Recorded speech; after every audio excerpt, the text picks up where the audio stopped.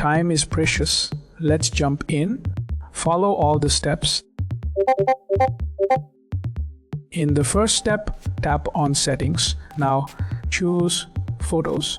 After that, switch on Hidden Album. In the next step, launch the Photos app. Next, locate the picture to hide. Later, press Share and pick Hide. In the next step, open Settings menu. Now, select Face ID and passcode. Later, turn on Face ID for hidden album. In the next step, open the Photos application. Then select Albums tab. Then scroll to find Hidden Album.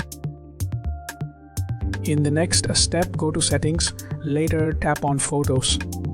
Now turn off Hidden Album. You are good to go.